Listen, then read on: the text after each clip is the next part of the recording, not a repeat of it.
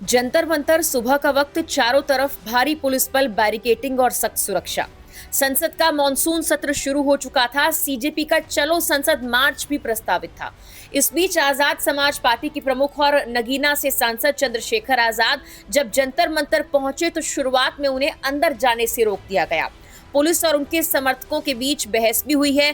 कुछ देर तक माहौल गरमाया रहा। इसके बाद आखिरकार चंद्रशेखर आजाद प्रदर्शन स्थल तक पहुंचे और मंच से एक बयान दिया जिसकी खूब चर्चा हो रही है। अपने डीसीपी से पूछ लो, अगर वो कह दें आपको कि मैं मना कर तो मान जाऊंगा। मैं फिर कह रहा हूँ ये तो गलत है, यहाँ खड़ी करो, मैं लेकर मैं करवा तो रहा हूँ, मैं वहाँ नहीं खड़ी कर आंखों के सामने। आप इतने जिम्मेदार अधिकारी हो, मैं यही तो जिम्मेदार हूँ, मैं इसलिए जिम्मेदार तो एक गाड़ी खड़ी करवानी नहीं करवा अपने डीसीपी से लेके आओ, जाओ एमपी साहब आ जाओ। ऐसा थोड़ी मैंने आपने कहा कि उसको खड़ी करवा दो, मैं करवा दूँ।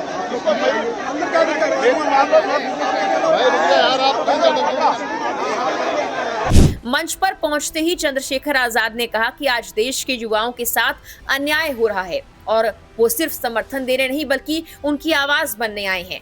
उन्होंने कहा कि अन्याय को सहना अन्याय करने से भी बड़ा अपराध है। उनके मुताबिक सरकार अपना धर्म निभा रही है, पुलिस अपना धर्म निभा रही है, लेकिन वो इस देश की मिट्टी के प्रति अपना कर्तव्य निभाने के लिए इस आंदोलन का हिस्सा बने हैं। उन्होंने ये भी कहा कि छात्रों के साथ हो रहे कथित अन्याय का मुद्दा सिर्फ सड़क पर ही नहीं बल्कि संसद के भीतर भी उठाया जाएगा। चंद्रशेखर आजाद ने यह कहा कि एक युवा होने के नाते वो छात्रों का दर्द समझते हैं। उनका आरोप था कि शिक्षा व्यवस्था में जो हालात बने हैं उनसे सबसे ज्यादा नुकसान युवाओं का हो रहा है, लेकिन सरकार इसे रोकने में नाकाम रही है। उन्होंने भरोसा दिलाया कि ये लड़ाई अब संसद तक पहुंचेगी और वहां भी सरकार से जवाब मांगा जाएगा। इस दौरान मशहूर अभिनेता प्रकाश राज भी जंतर मंतर पर थे और प्रदर्शनकारियों के साथ मंच साझा करते हुए दिखाई दिए।